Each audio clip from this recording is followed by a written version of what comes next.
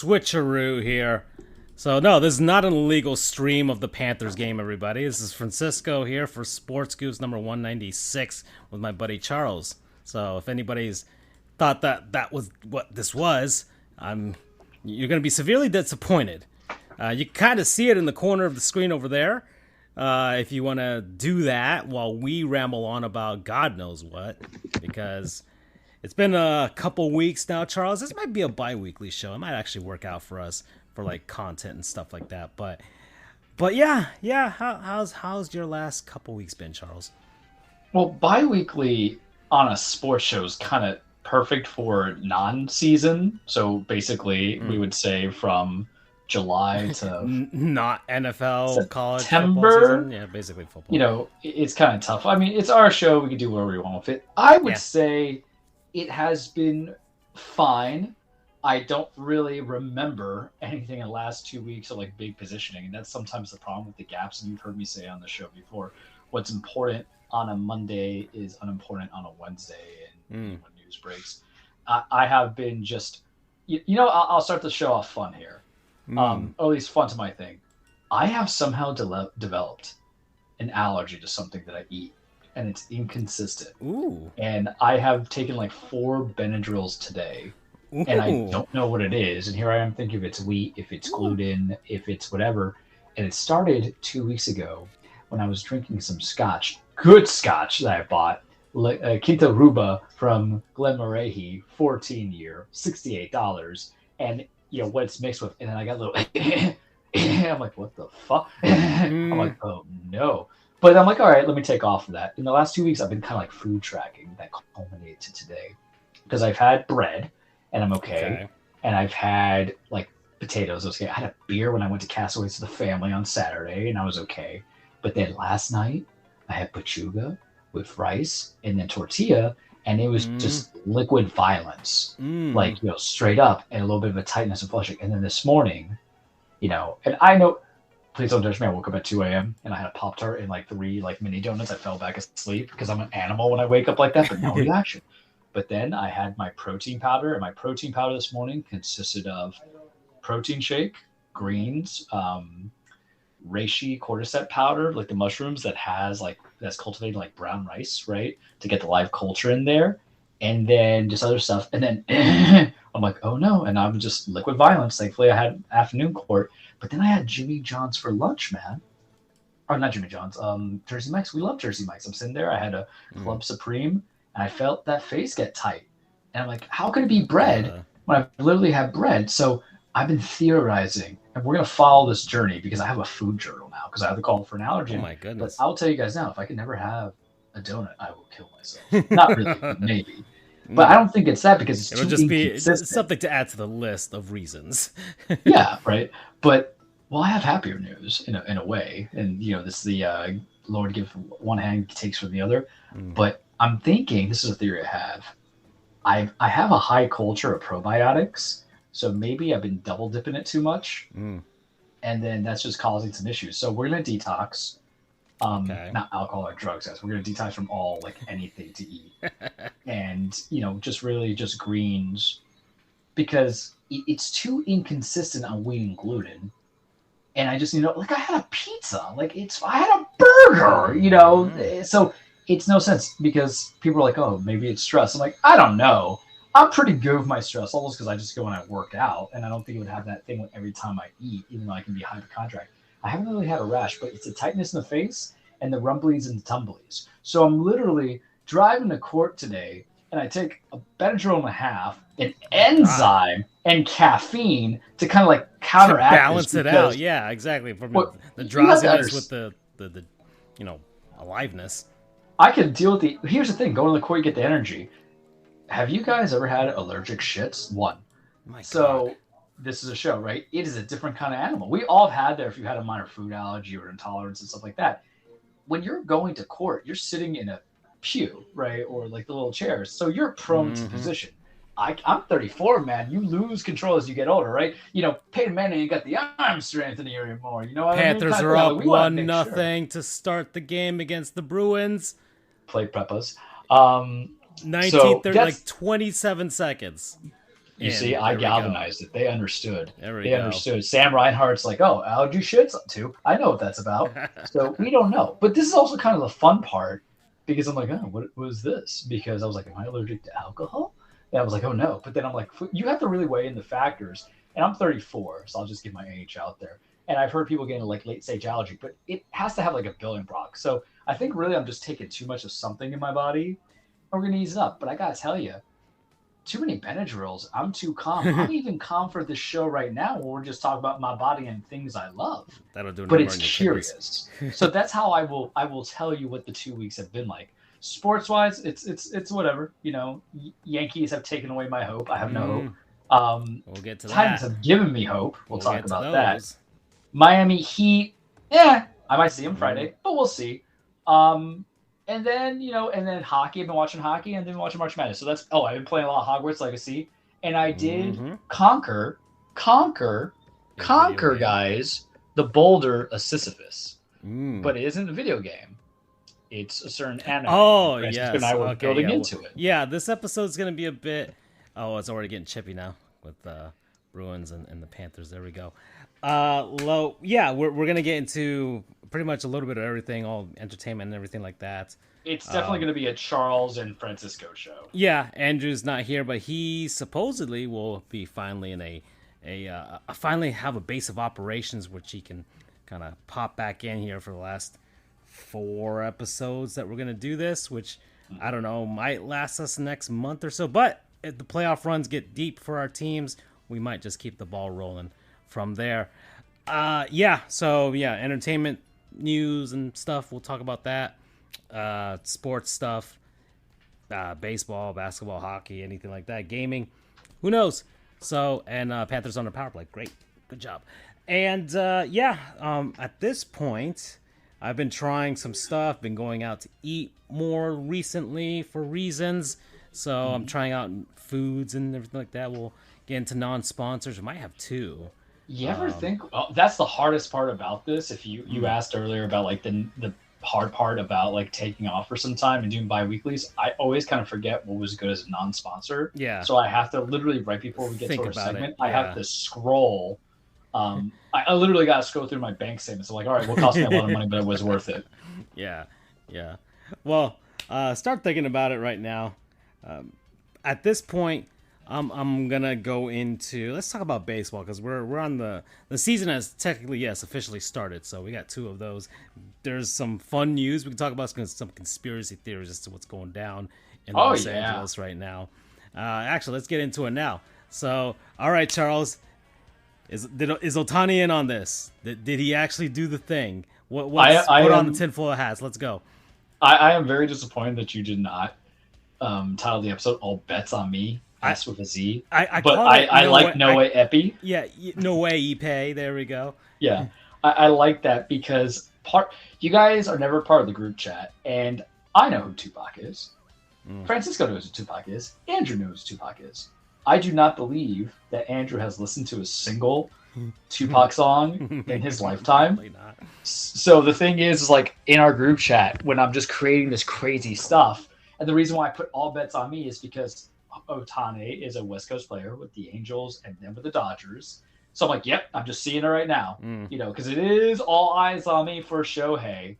And you guys are just trying to see me try to give the plight of my cool little tongue-in-cheek title. But No Way Ippei kind of works a lot better. And that what goes to show that you guys understand what goes behind the scenes. And we were talking about it.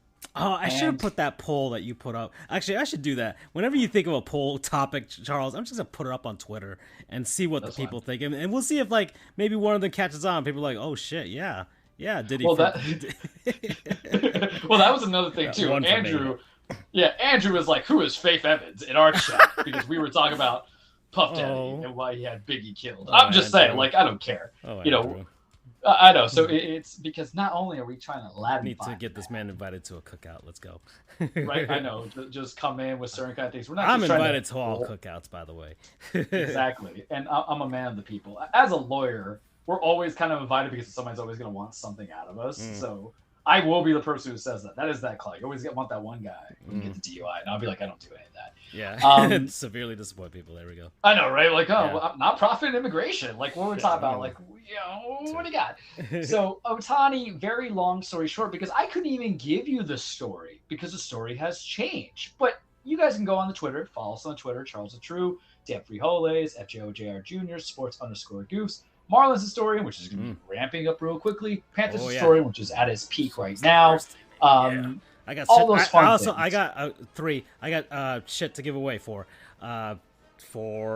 this week. I have some extra Marlins stuff that I am unloading that I do not need. I have duplicates of certain stuff, so I am unloading them. I'll just be giving them out randomly. I don't know how I'll do it, but I've done it before in the past. I might just be like, hey, yo, I got this. Whoever DMs me first gets it, So that's how it'll go down.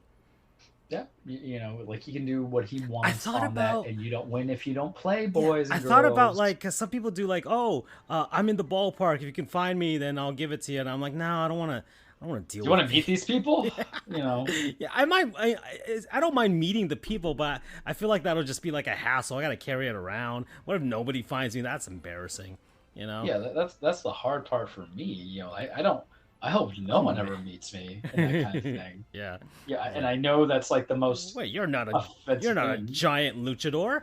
Yeah, they're like, what? Like you're 5'7", like 160. You're not like so 6'2", white, 250. Yeah, you're like you look exactly what you sound like. You don't have a mustache. I'm like, I'm sorry. I don't know what to tell you. Yeah. My apologies. Moving forward is. With Shohei, you can always bet on us, by the way. Hard Rock, come get us, please. Exactly. I'm ready to ruin lives. Yeah, we have no morals. We literally don't care. So you can get the stories from there. I think it's a waste of precious time that we have to go over it. But it was something that we put in chat. And, Andrew, out of the three of us, is Mr. Morale. But I will say this. I was very impressed with it because he loves Shohei. I was the one who would call Shohei mid. He's not mid. I know that. It was just he's a special talent, but I know that he was somebody that Andrew felt like galvanized and stuff like that. So I was more like, okay, how is Andrew, who sometimes is the one who's bringing both the cross and the nails if someone does something wrong without exception. It's just all the PD guys, views. Yeah, it's who he views as with players. It's just how it is. And you need people like that. In this world, I think, because it sets it out. But it's very interesting with someone that you didn't expect. But I think what we put into the chat, and what I love about these kind of controversies is everybody becomes an expert. From the person who have the law degrees like us are trying to figure stuff out, to the actual people who actually do this for a living, who can't comment but are just probably chuckling at our idiocy, to the people who are just like, all right, minimum wage, baby. Let me get an opinion on this, like it goes from everything. And good old shit post. Yeah, and the common sense question that I always had with this was, you need to explain to me how I don't know money's missing and how it's done incrementally. Because here's the thing. Statement 1 saying I covered bank debts, right? Or gambling debts. Statement 2 says I was a victim of fraud. I'm like, those are two diametrically different things. Fraud is saying, hey, I got embezzled and stuff taken away without me knowledge, no one consent. I was bamboozled, floundered. Covering means I gave you permission to do something. It's so different.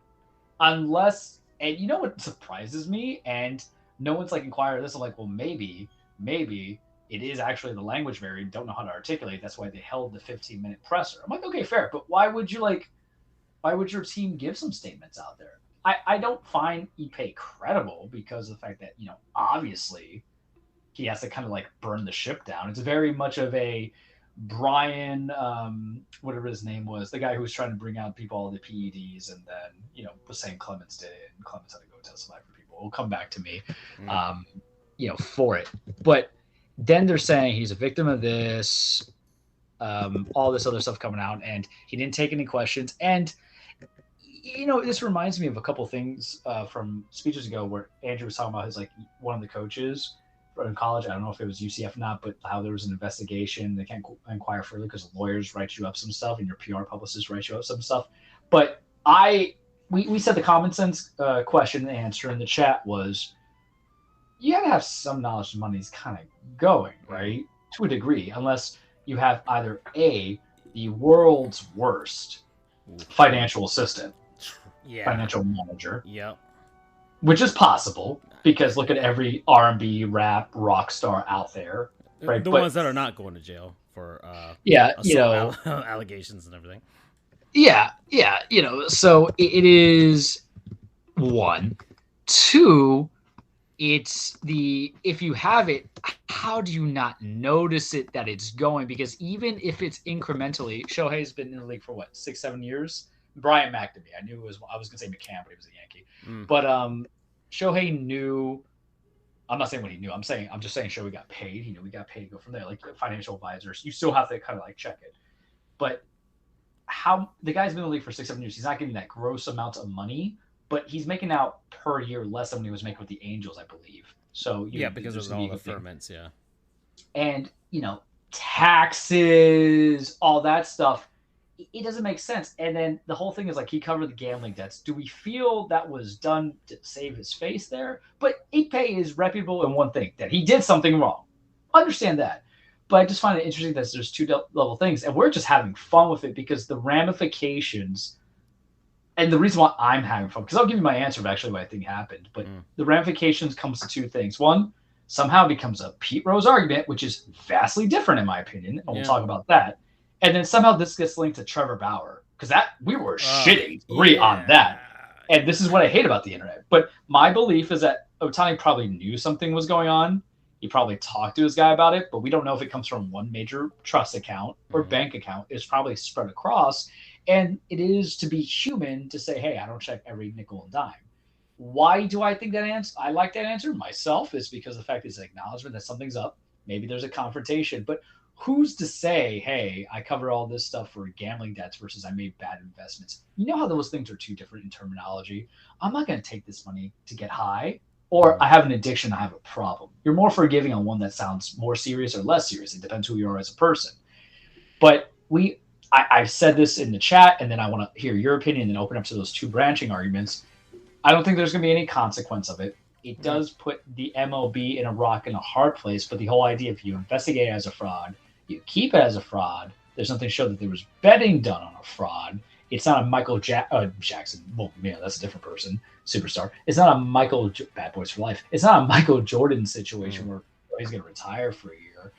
And really what's going to happen is, you're going to be posterized as the person who's too trusting of human beings. Because I'll lend you guys like $100 if you ask me. I can give you $4.5 million. But unless you have real proof that something happened with betting and gambling on MLB teams, it's just going to be one of those things where it's a sexy off-season topic, and then they're going to transition it to, but look at all the controversy Dodgers started. Look what Shohei's doing right now. Not only is he just rehabbing his arm, can't pitch this year, but he's going to be able to try to go for a record-setting, third MVP within X amount of years and going from here. And can he do this as the NLV? And can he lead the Dodgers? They're going to create it into a story narrative. So for the people who love the chisme and love the gossip and love conspiracy theories, fine.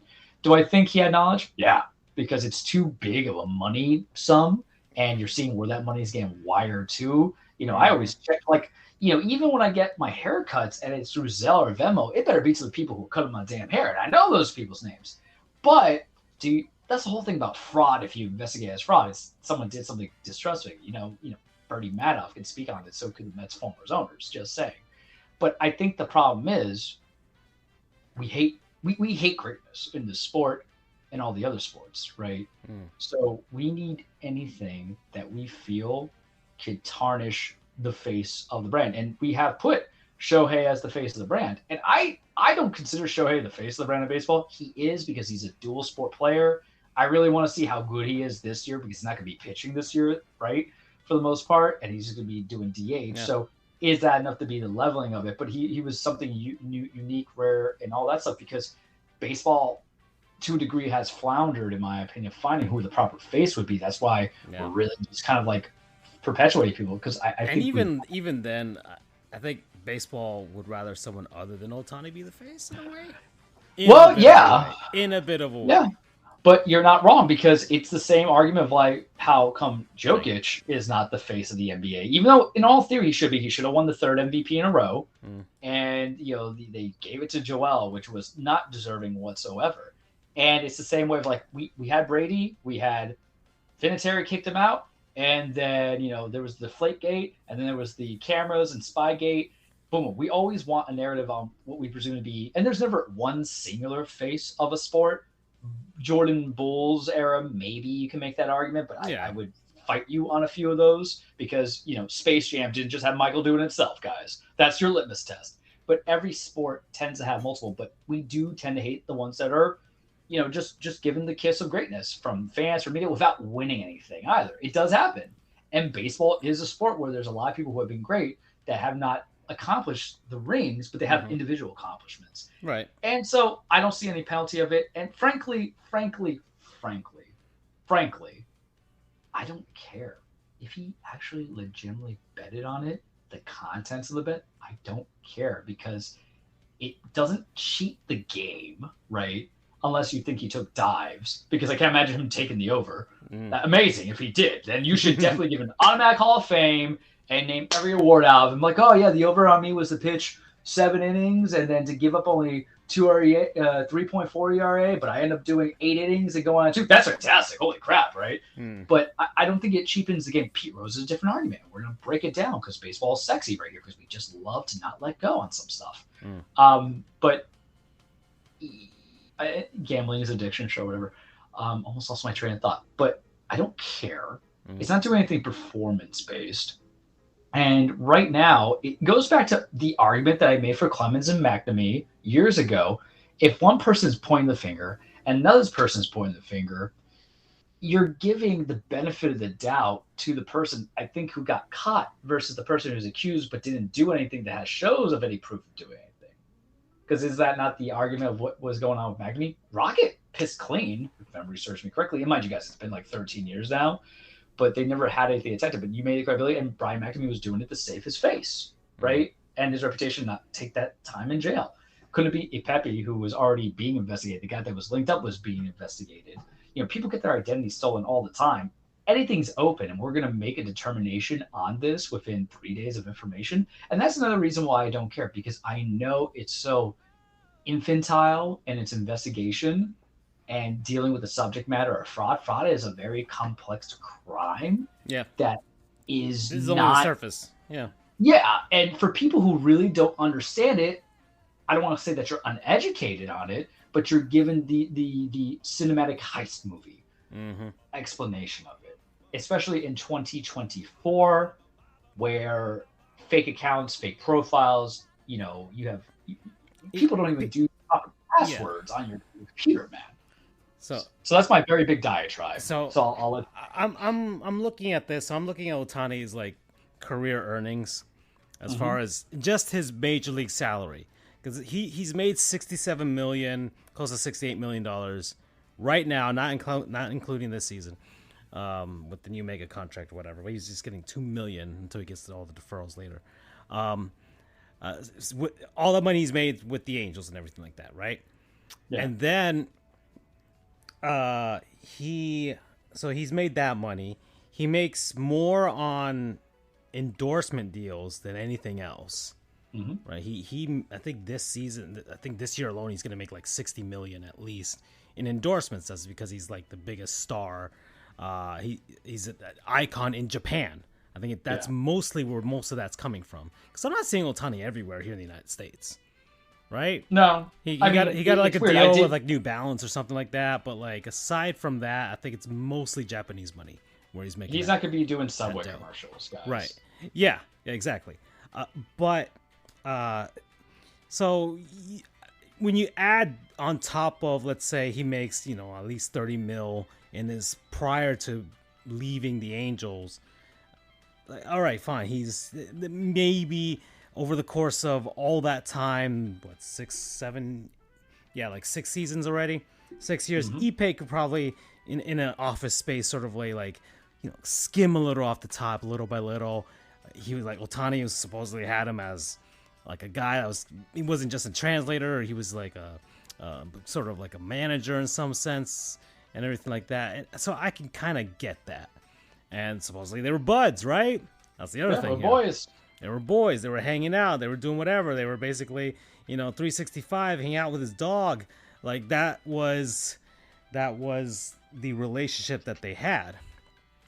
I can believe that maybe his buddy got into a bit of issues with regards to gambling, and he helped out his boy.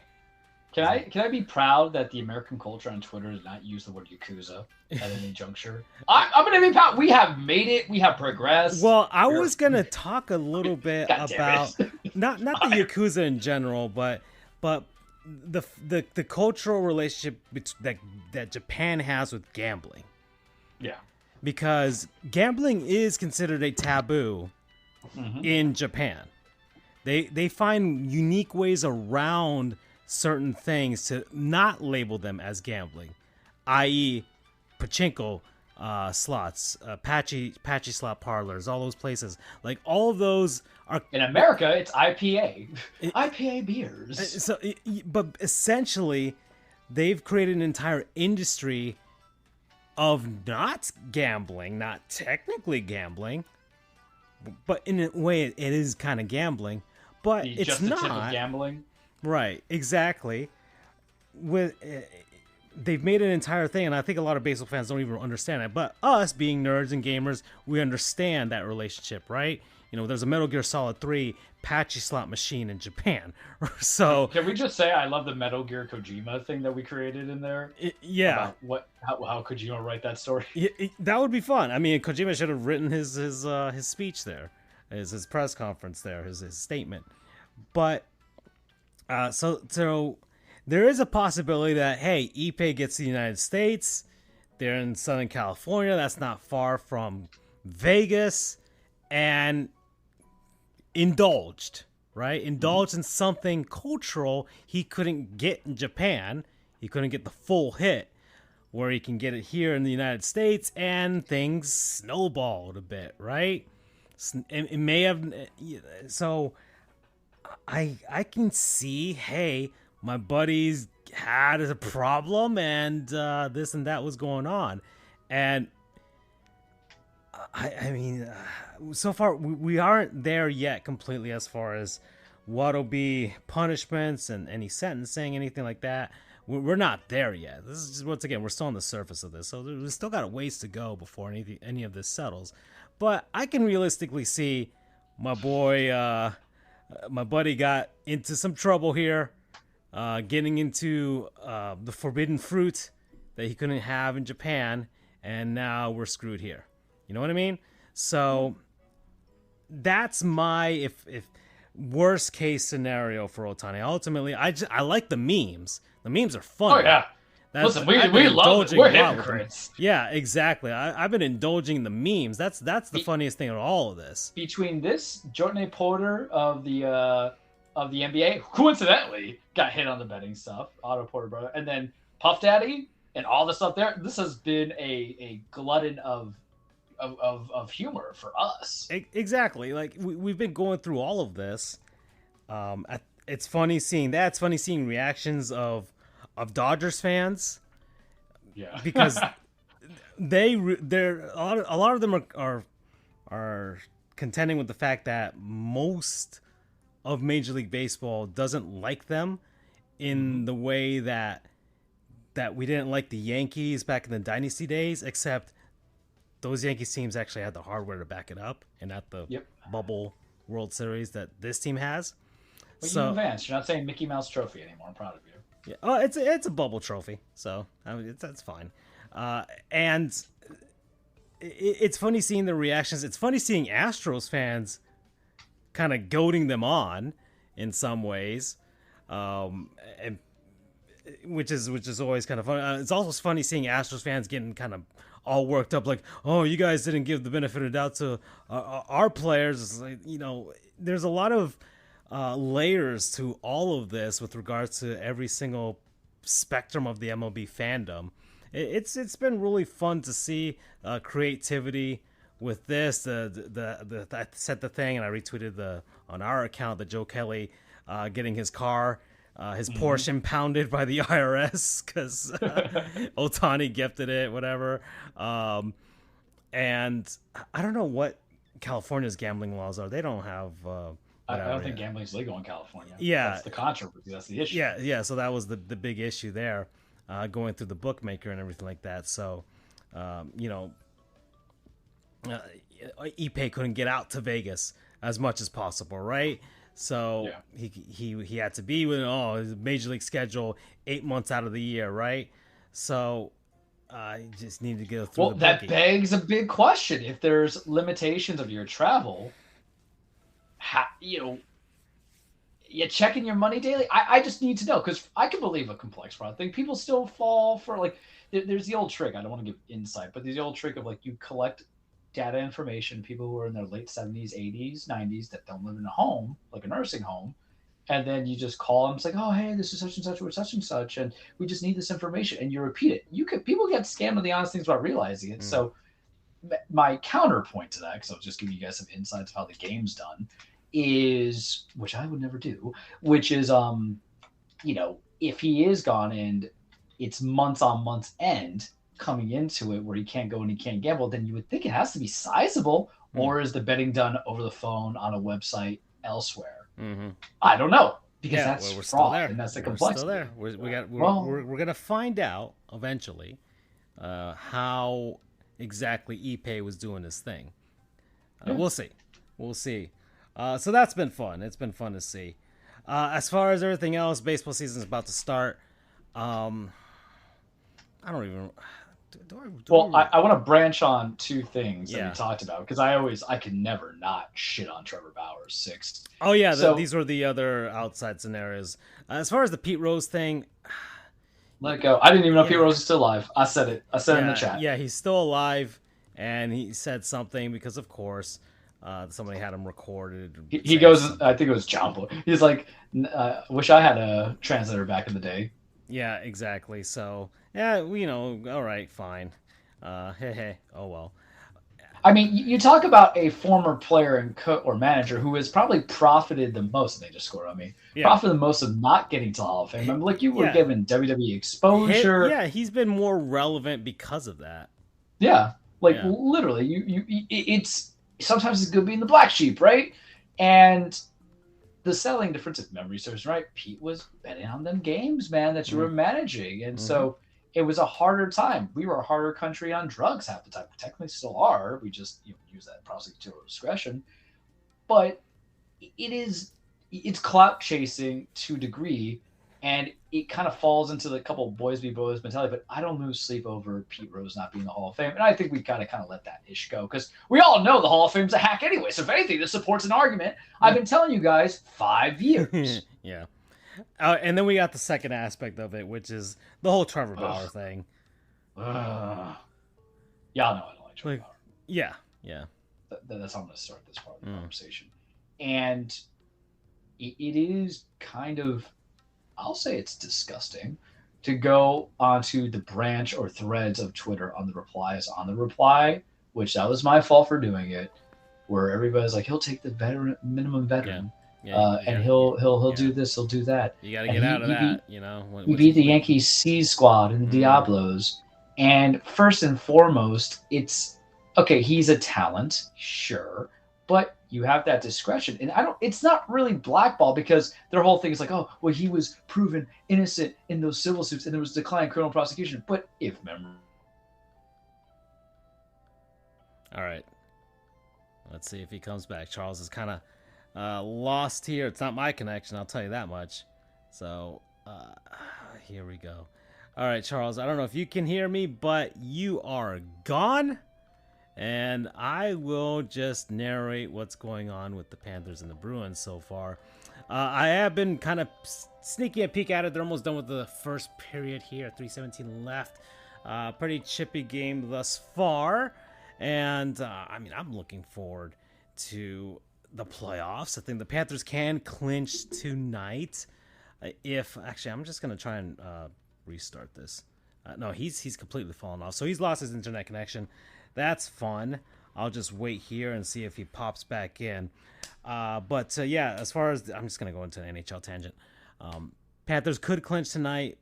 scenario is they have to win, and then there's scenarios of like the Red Wings losing and the Flyers losing. So there's a possibility that tonight they'll clinch a playoff spot. Of course, that's not the entire goal here. That's just a step towards the ultimate prize of winning the Stanley Cup. This Panthers team is the most poised we've had in a long time beforehand to get there. Of course, last season was more of a Cinderella type of run, and now they've completely taken all of that momentum from that season and have spread it out across an entire regular season instead of just the postseason. So, and we'll see if that spread can get to 16 victories more come April, whatever, mid-April. So that's the hope there. And right now there's a big race for the President's Trophy at this point. I'm back. And yeah. So your internet connection went down. I've just been talking about the Panthers and the NHL and the President's Trophy race right now. So it went off a completely different topic there, Charles. But you were in the middle of your Bauer statement there. Statements. There we go. I mean, humanity just baffles me, right? They just baffle me because small soapbox. It's either innocent until proven guilty, right? And then we're just chiming in, but we say we know guilty. But even when someone could be convicted of something going like that, you'll make an exception to that too. Like, make up your mind of what you want to be as a society. It's he's getting opportunities that are not on the major league level. It is their discretion as a body, committee. And here's the argument I'm going to make, and I'm going to say it, and this should shut up every Trevor Bauer person, so please don't cut my mic, MLB. Where were you guys this upset about Colin Kaepernick? Just saying. You want to talk about blackballing and everything like that? Because I'm not even saying that, starting quarterback play, but, it wasn't that steep of a drop-off when you have Jeep Chris and then Chip Kelly as your coaches. And some people want to say apples and oranges. It is on the subject matter to a slight degree, but you're talking about personal choices that players have made and the responses from a governing body commission and the fandom. A little bit hypocritical. That's all I'll say. I don't know how you feel about Trevor Bauer. I always felt that was the linkage, and that's what surprises me about people. Like, we'll really fight on what we want to fight for. Just saying. I mean, at this point, I've watched a couple videos as to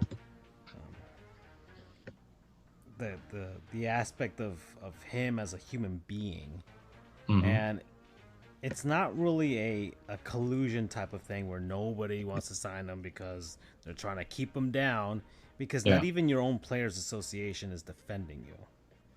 Not even your own teammates from the past have vouched for you in any sort of way, right? And then and you have active hatred amongst some of your old teammates going back to college. Garrett Cole, famously, of course, hates the man with the rage of 1,000 suns, right? So the fact that you have, as a personality, scared away any suitors is on Bauer himself. That's on him. That's on him, where he is so toxic that not even talent alone can overcome that. And that's a high bar, because we know across any sport, you have enough talent, they will put up with any shit that you put out there. I mean, Ray Lewis allegedly might have helped kill a man, and yet Dante Stallworth ran over somebody, killed somebody drunk driving, out of the league for 2 years, and was able to go with the Browns. I think the Dolphins. Yeah, exactly. And that's not to smother Dante Stallworth to a degree, but that's a prime example. Yeah, Tyreek Hill has done things and is continuing to do things which are especially egregious, allegedly, and some slightly proven. So, it's that's my opinion. Like, he's scared everybody out of baseball with regards to him, and I mean, he's just a fucking piece of shit. So 7. So that's my thing on Bauer. The other thing, did you watch anything of the Jazz Chisholm thing with regards to him like calling people out? I mean, ultimately, Yeah, in the grand scheme of things, it yes, doesn't really matter. he was throwing shade. Well, it's our team, so we can talk about that. We're not going to go through a full insight, guys. Yeah, no, But yeah, he was throwing shade at Rojas, right? as a third party, because I think I'm a little too Yeah.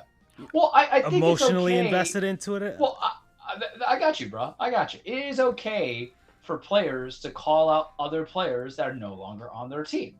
Plain and simple. Because you are the face of that brand, that franchise, and if you're saying leadership skills, teamwork, team cohesion is a negative factor because that player, then you have every right to. Why? Because your managers and coaches do that all the time, every other sport. So I actually love hearing that from players who have that initiative instead of managers and coaches, because manager and coaches are really just, at the end of the day, they cut the players, they bench them. Their form of accountability is not really team-based accountability. It's for what I think it's more parental than big brother or big sister. So I loved it. I think it's actually a more sign of maturity, because some people are like, oh, we'll be quiet on it. But, that's how you can iron out and speak to it when you're falling behind, when your team's on a losing streak, when someone gets injured, because you're basically calling for a sense of accountability, even pretexting to say, hey, screw those guys, go from here. That's how I interpret it. That's just me. Okay. Yeah. For me, as I've seen it, because I think I listened to Rojas's response, which I think happened yesterday on the podcast he's on. Where do you get signed at? He's with the Dodgers. Rojas is with the Dodgers right now. He was traded to the Dodgers. He's going to go to a team just resting on their laurels half the time. He played. Great. So I was looking at his numbers. He played like 124 games last season for the Dodgers. Played in the playoffs. I think every game of the playoffs. He was their shortstop.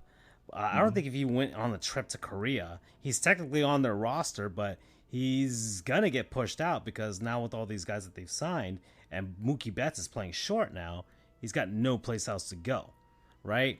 And the Dodgers will not hesitate to move a guy like him to some, terrible team to Pittsburgh. To get a shortstop from somebody or a backup infielder of any sort from another team to make room there for any playoff push into July or whatever. So Miguel Rojas as a Marlin was kind of a weird scenario where he wasn't even the starting shortstop when we got him.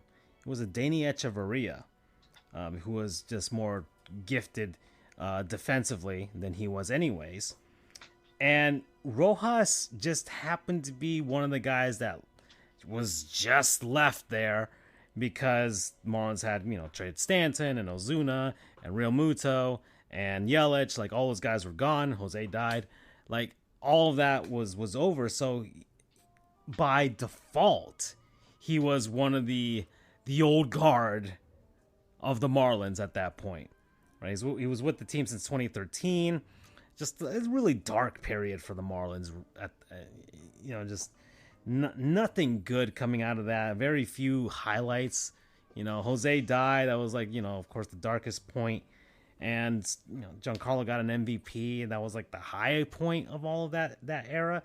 But no, now he's wearing luchador masks. Yeah, no success as far as the team was concerned.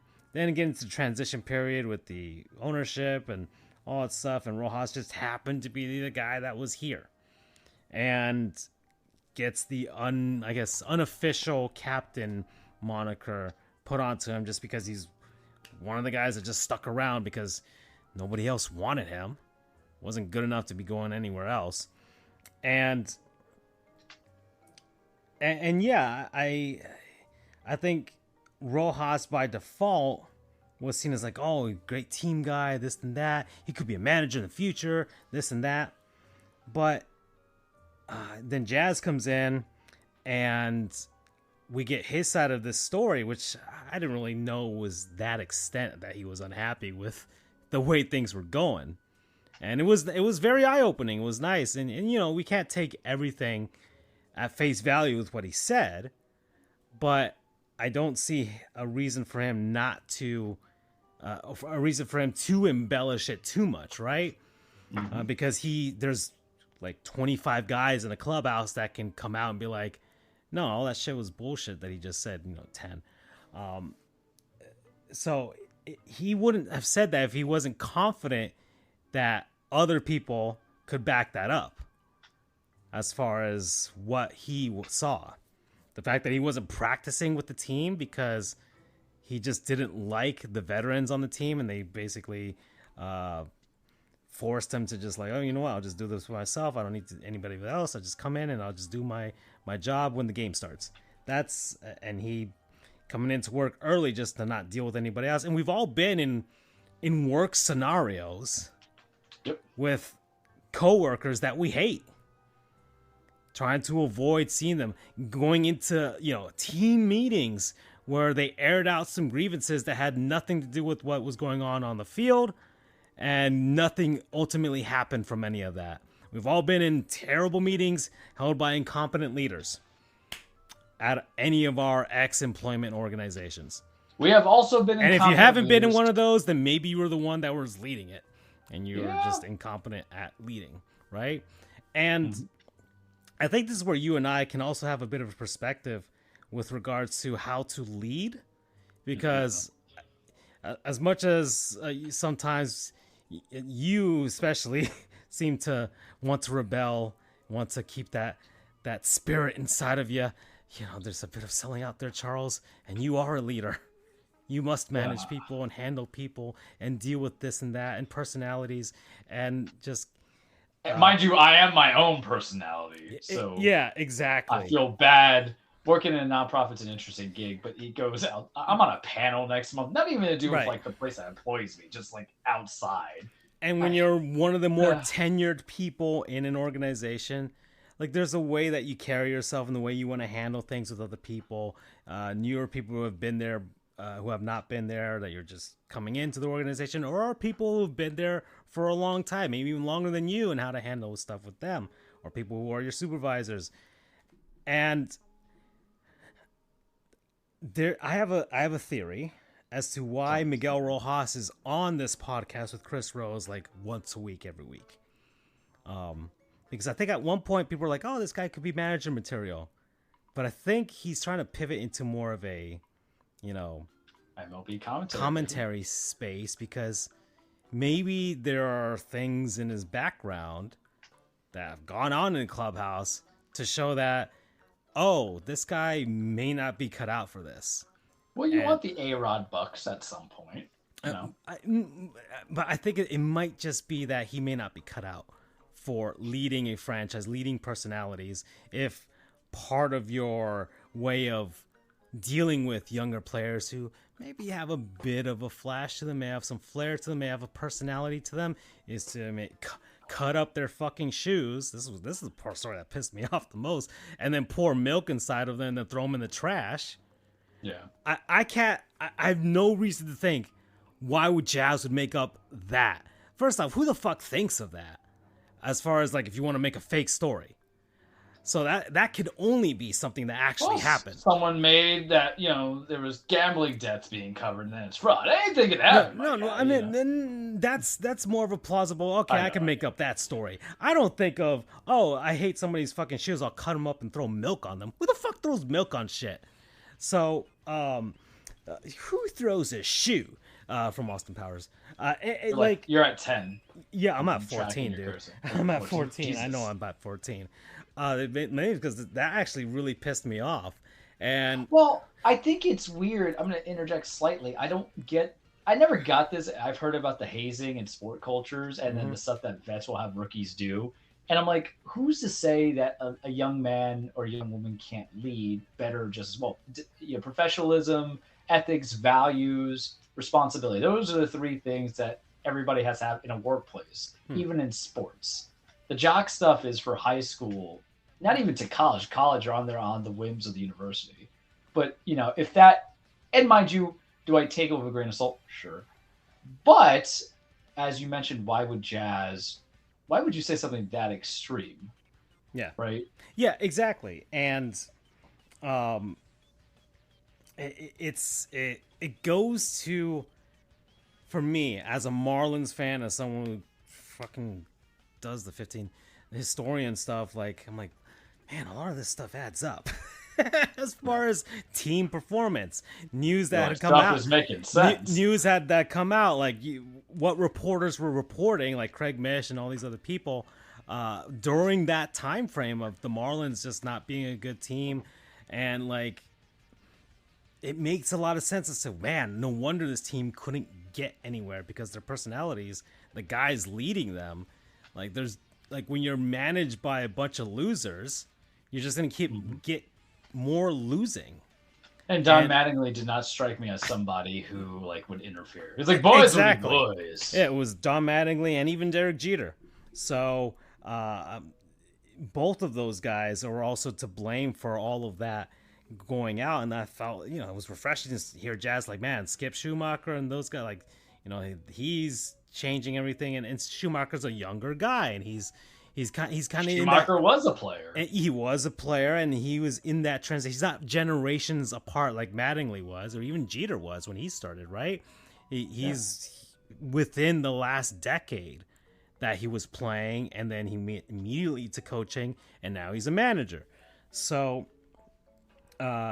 he's seeing the Zoomers and guys that are coming up now. He's much closer to that and handling those personalities. And Rojas doesn't belong on a team like the Marlins. He doesn't even belong as a leader. And the fact that he's on the Dodgers, he's going to ride on the coattails of the Dodgers, because you can bury a guy that sucks that bad on a team that's that stacked, right? Because Rojas is not a good hitter. He can play defense, sure, but when you got Mookie Betts in your lineup, you ain't going to be playing. That's for sure. So, yeah, maybe he'll get it. And if the Dodgers win the World Series and he got traded to Kansas City or whatever in July, he'll get his little ring. And he'll walk around on that podcast and be like, oh, like, I'm a winner. I don't know about that, man. So it makes a lot of sense. I'm on Team Jazz on this. And it's not just because he was on the Marlins, but because, like, Rojas was here. He played a long time here. But man, just a dark period, and just to go out like that, oof. Not a lot of people are like, oh, this is a good look for Jazz. It's mainly the people that unwritten rules people, fucking people that don't like personality in sports, and I think this is more of a bad look on Rojas, especially the fact that he didn't deny any of it. He's like, yeah, I did all that. He basically said, yeah, I did all that shit. 17.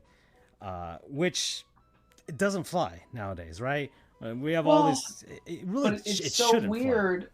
But it's so weird that we give this exception to sports because it's not tolerable behavior in the professional setting. It's not tolerable behavior in a retail or food and service industry. Exactly, guys. So like we love to give the exception to the sports athletes because they entertain us. Oh, well, the person at Checkers only says have a great day, and I don't know if they spin it. Well, MLB player, I bet you the Checkers people are not like cutting people's stuff, cutting their shoes and all that other stuff. The owners might be committing some health code violations, but you're not getting that. And then discouraging players from not doing a little shimmy. It wasn't even a Juan Soto shimmy. He wasn't even doing one. He kind of just like shaking his butt a little bit. So it was more like a twerk. It's one of those things where 20 years from now, the stuff that shouldn't be a headache won't be a headache anymore. Yeah, exactly. Unfortunately, I'll be either dead. We're still in that transition period, and baseball is still trying to find a way to appeal to the fellow kids. But it really was an eye-opener as to two generations of players and seeing where the divide is. It was very eye-opening in that sense. And you know what? It was fun. And Miguel Rojas like blocked like half of Marlins Twitter his final season with the team because he was hitting like 210. I remember it was a low average. Yeah, after like half a season, and was like injured and all these other things. And people were just like, man, you fucking suck, dude. 18. You're the captain of this team. And it wasn't even prompted. It was just that he is a player that is also terminally online. that very much has that ego about him. And also, he's a sneakerhead, by the way. So he was probably just jealous that Jazz could pull off looks with his shoes that Rojas can't even pull off himself. To transition into a fun part that is also relevant to sports, because your boy bought a new hat. It looks slick as hell. I haven't worn it yet because I don't wear a lot of hats because I like to keep my hair. But damn, it's like I just gotta find it. You and this. You okay? It is proven that wearing too many hats can cause you to go bald or have wearing a hat too much. I have a lot of hats. Actually, I realize I have a problem, and this is literally going to be the fun part. Because of work, I can't really wear them anywhere anymore. Well, I'm aware. I have to tell people not to buy them anymore for me. So I haven't bought one this year. I have not bought a hat this year. I saw all the batting practice one. Charles is the one that bit the bullet on this one. I had to, and it's sexy. It's sexy. I had to get the re-sign of it, but I was able to fleece it and get it cheaper. It's been 2 years since I bought a hat because I bought the Heat hat, if memory serves me right. I like to have it for my teams respectively because I originally had the full red and black Heat hat from many years ago, and then I went black and red, and I keep that one in my car for in case of emergencies. I'll put it up on the screen here. Don't worry. So. Oh yeah. So. But my Heat, my typical black Heat one is my cleanest. But I told you I have 8 Yankees hats. We talked about it last on the show. Shop. So I'll find it there. Yeah. I love it. I love it the black and the white, and I love it with the navy pinstripes. To this day I'll never, because the stitching for the Yankees Yankee hat with the baseball bat inside never is perfect on the stitching. All right, here we go. Look, you see her? You see that gorgeous hat? And so my mother's like, why don't you get the snapback? I'm like, no, because the one that's fitted has the Yankees in cursive in the back, and I just needed that. Apparently, if you're ever hat shopping for me, it's medium large. But when I'm not being a lawyer and I'm not being a cretin at home, I typically wear like jeans and a black shirt, or jeans and a blue shirt. So the hat's like perfect. So I'm gonna partake in that in the next couple of days, because I'll overwear a hat like anybody's thing. But I got a good deal on it. It's not my non-sponsor. It was gonna lead to a theory because you talked about it. Do you think it's better or worse to be either a sneakerhead, a hat addict like this, or a jersey addict? Which one is the worst? The worst compulsive buying and collecting. Yep. And I've got a little bit of both. So I know a little of all three actually, because which is like fun for me. I did have like a sneakerhead phase. Well, actually, and it's not like I'm not buying J's. I don't have the money. You're not buying high tops, baby. Yeah, I don't have the money for that. I don't. That's an expensive hobby. Even and jersey collection too. Like hat collecting is the cheapest of the three, but even though the hats have gone up in price, but I think for me, gosh, I feel like the sneakers, as much as it's an expensive habit, it is also a habit that has two sides of the coins to it, where you can make money off of it. Yep. Because people are into collecting old sneakers and stuff like that, and you can find shops that can kind of refurbish them back to like new status, and you can sell them. And also, from a practical standpoint, I think you can do more with the shoes. You can go out more with the shoes, right? You can use them a lot more if you're a person that collects them to wear them as a fashion statement. Then there's the worst part of that for sneakerheads, where they collect them and then put them up on their wall as if they were pieces of art. And I can't get with that.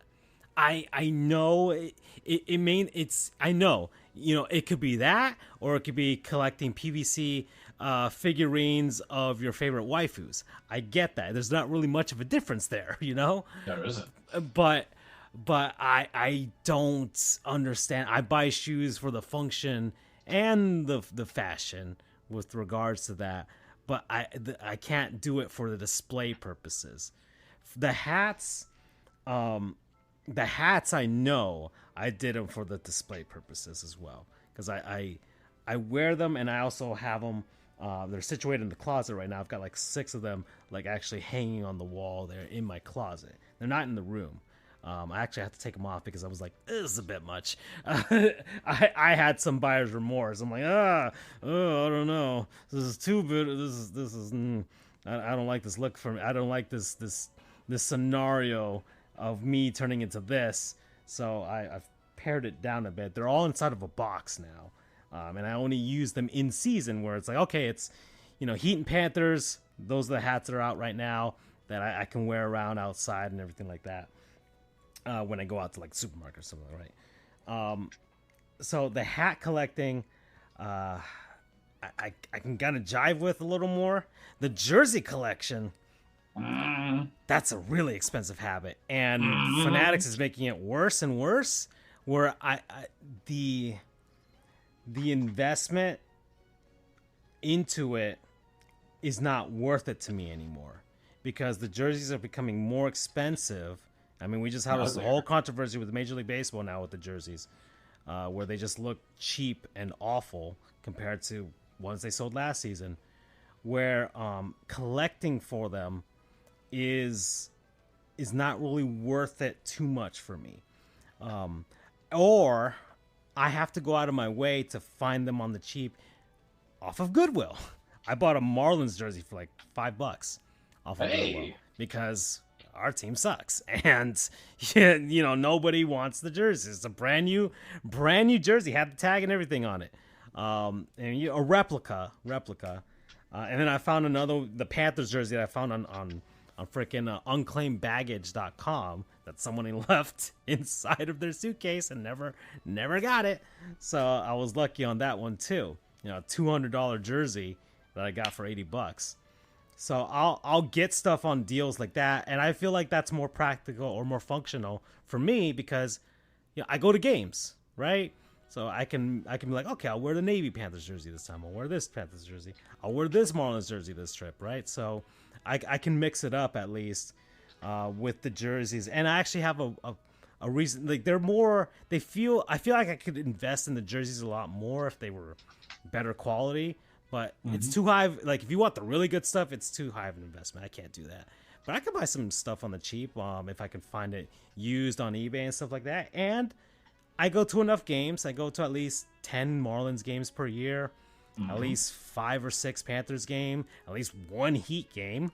And you're going to the playoffs. I'll tell you that now, kids. Yeah, at least 1 Heat game, and I don't go to the Dolphins, but so and then 1 off game of, I don't know, maybe the Seminoles or some weird thing where I go see like FAU basketball. I have no idea. I'll see something at least where I can be out in a jersey wearing that.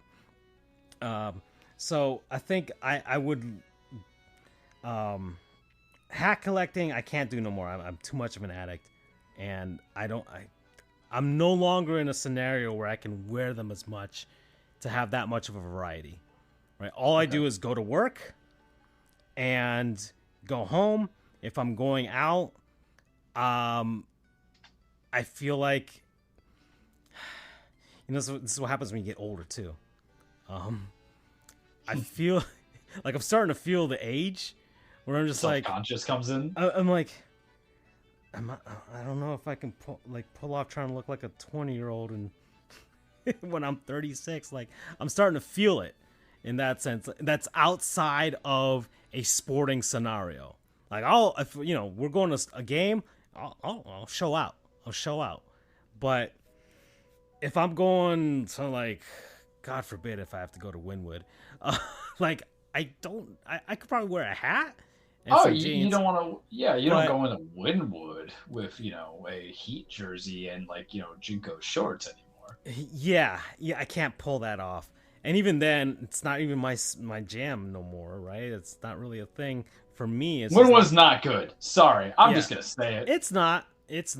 And anybody in Miami that thinks it is, just wait a couple years, age a little bit, and you'll realize it's not. So it's the same 3 places, man. True. It's just not worth it. Not worth the entire thing. Not the vibe. Nothing like that. So,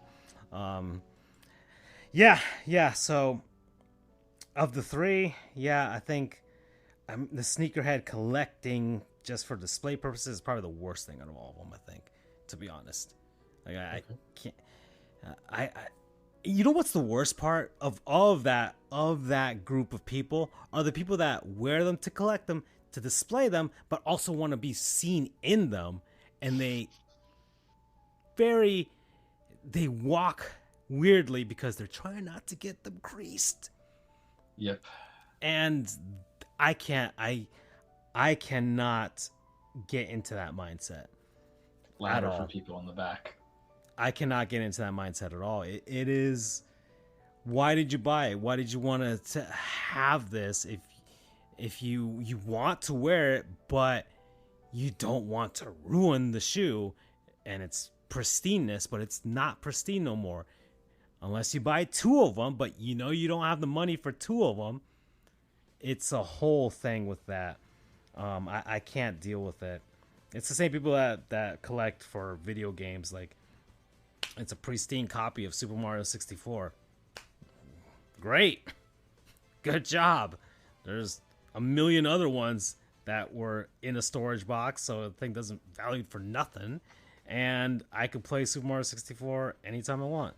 So there's not really much value to it. It's not like a comic book. It's different, you know. All right, that's my rant on collecting and everything like that, Charles. So you got me on a real big rant there. I learned a lot about you. Well, it's something that I'm going through right now as I'm clearing stuff out and sending stuff back to my parents' place. Is just stuff that I've been collecting. Like I don't get the same high from collecting a lot of stuff anymore, and it's mainly because I'm seeing things from a more practical standpoint, and what I do need and what I don't need. I retired the Wii U. Right? I'm trying to retire the PS3 right now. That's my next goal, and there's a few good games on there that I want to get through. I retired the 3DS. A lot of the Marlins stuff that I've collected is there, and you know, if I ever do get a place that's big enough to have something where I can have that stuff someplace, it'd be nice. But even then, man, I can't see myself. I've seen people with rooms, right, dedicated to their favorite sports teams, and even then I can look at it and just I'm like, that's a bit much. You know, that's a bit much. I don't know if I love the Marlins that much. So yeah, that's my tangent. All right, we're at an hour and 9 minutes. I want to get through some stuff. I don't want this episode to get too long, where we're at 2.5 hours. If we can do it like an hour 30 or something like that, would be cool. Game's gonna be short.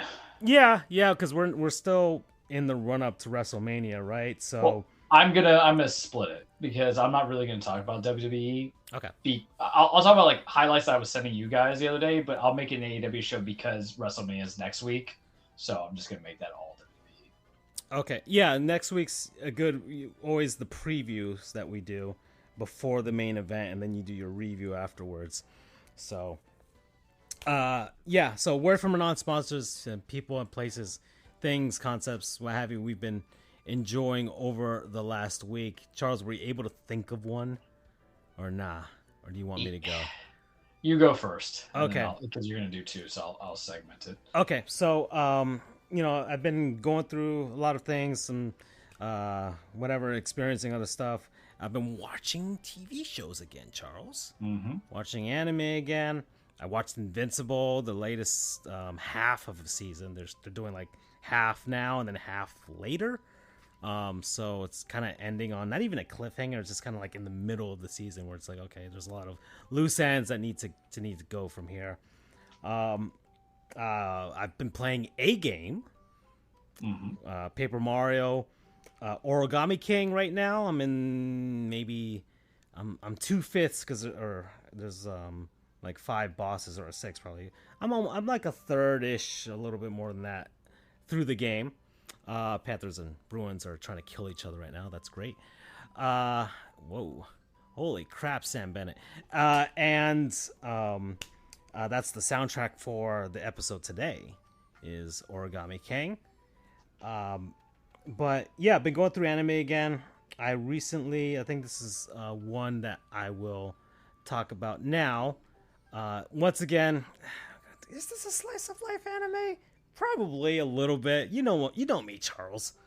You know I like my slice of life animes, right? And we know what I am. I'm the shonen. You're Yeah, the slice of life. you're the guy that watches a million episodes of an anime Of the same that damn thing. You are tepid about, to say the least. But this is a show that I was watching. Apathetic would probably be more appropriate. Yeah, okay. But so it's called Rascal Dreams of Bunny Girl Senpai. And it's You are an adorable human being, and you deserve everything great to you. Yeah, Rascal Does Not Dream of Bunny Girl Senpai. I watched it on Netflix. I don't know if it's on Crunchyroll or whatever, but it's really about this phenomenon. It's like a I don't know if it's sci-fi. It's just like a weird scenario where, like these high school kids or teenagers are going through like puberty syndrome, which has nothing to do with like puberty and like your growing bodies or anything like that. It has nothing to do with that. It's more about like social construct that they're self-conscious about, and it's affecting them in really weird, slightly supernatural ways. Okay, so like the bunny girl, like it only happens in one episode, where this guy, the main character, Sakuta, he just so happens to see this girl in the library that's a high school classmate of his who's like a year older than him, and she's walking around the library in a bunny girl costume, and she's like, "You can see me?" And he's like, "Yeah." She's like, "Oh, okay," because nobody else can. And so she's going through this puberty syndrome, and hers just happens to be that people are not able to see her anymore or hear her. Like she's like disappeared from people's consciousness, and she was a childhood actress, and then she just got tired of it, and she just kind of wished like the paparazzi and people would just forget about her. And then it just starts to happen, and she realizes like, oh, this is not really fun. I want people to remember me, and so he has to find a way to help her out with that, to remember her. But then you get to other episodes, and it has to deal with this other kid, or this other person, a friend of his, whatever, and what they're dealing with. And it could be this other supernatural thing. Like one of his friends, she has two of herself. So there's one version of herself, and then there's another version of herself. So she basically split her personalities in a way. So it was an interesting, I think 24 episodes. So just one season of the show. And I think there's some like movies as well that I haven't seen yet, but I don't know. I thought it was well balanced and kind of dealt with like the way people feel like. I think it's like a good show for like people growing up and stuff. Like, oh, there's stuff that you're self-conscious about. That's and the weird ways that they kind of dealt with it, and then they overcome it by maturing and then realizing, oh, I don't have to like worry about this, because it makes you kind of think of like, man, all this dumb shit that people were worried about when they were kids or in high school and stuff. It's like, yeah, none of that mattered ultimately in the end when you're an adult. So I kind of recommend it. Promo code. Oh man, I don't even know a good one for this. I don't know, just Rascal, whatever. Rascal's a good one. This one actually came easy to me the minute you started talking, so it's fine because we're talking about anime. I'm not non-sponsoring that for sure. I can't non-sponsor Bleach. We'll talk about that because we'll have fun in the second episode.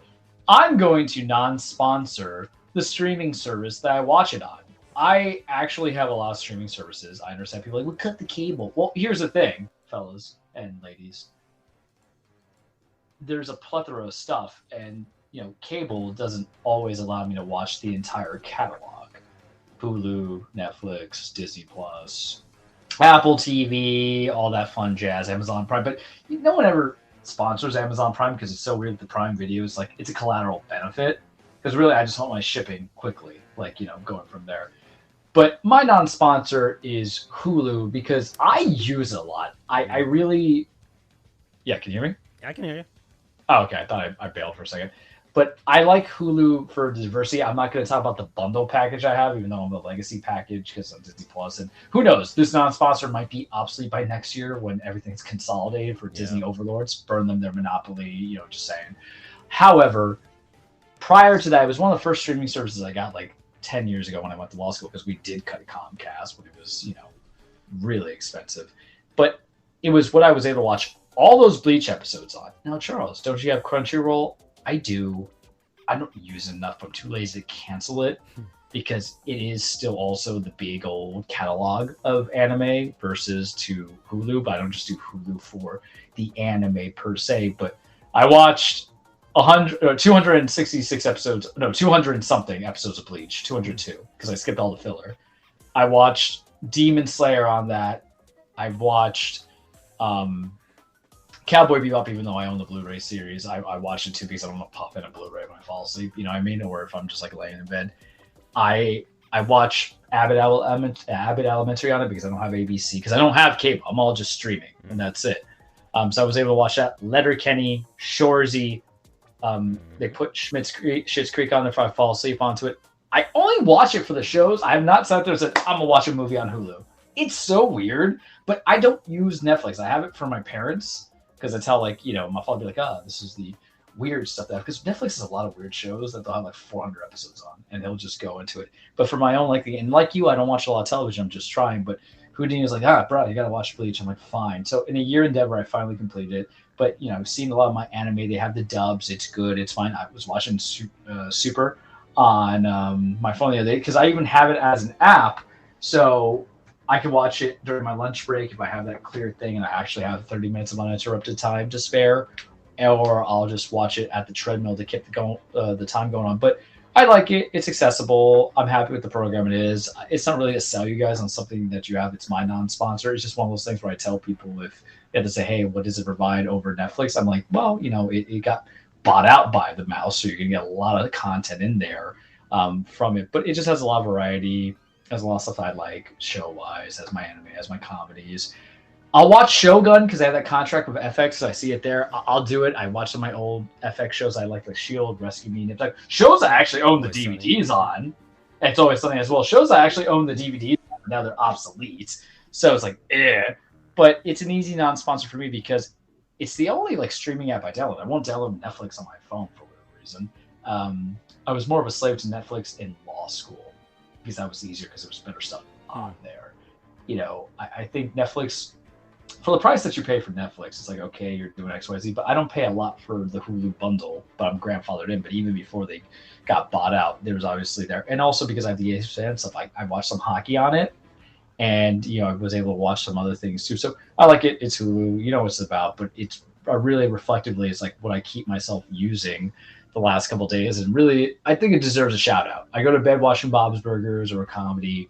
I marathon Bleach on it. I have it at the gym as a first go. I was watching Dragon Ball Super the other day on it because I was revisiting the Goku Black arc because obviously Toriyama being dead. I was like, all right, we're gonna do this stuff. So Hulu promo code all the TV you love because it's right in front of us. So that's gonna be easy. I don't know how you like promo code Hulu, right? So that's gonna be easy. Alrighty.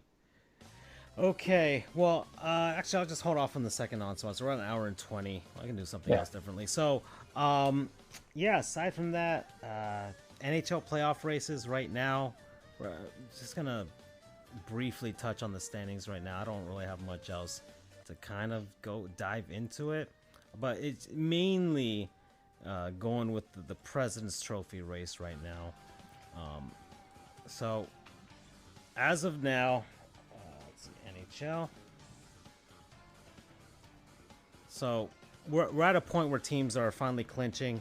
This is how competitive the NHL is that it takes until now, or about most teams are about 10 to 12 games left on the season, until now that we're getting to clinching scenarios for a lot of teams. So nobody has had a runaway season compared to last season with Boston this year. But we should have multiple 100-point teams this season, the way things are going. So league standings, as far as the tank race is concerned, the San Jose Sharks have 5 points less than the Chicago Blackhawks, so good chance they'll have more of the ping pong balls for the draft lottery. So that's what's going down over there.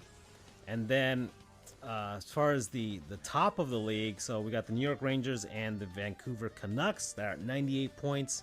And then you have the Florida Panthers, the Boston Bruins, the Colorado Avalanche, the Carolina Hurricanes, and the Dallas Stars at 97 points. So all of these teams with the possibility of them having home ice throughout the Stanley Cup playoffs. There's always the stigma or the superstition amongst a lot of people that you don't want to win the President's Trophy because it's cursed.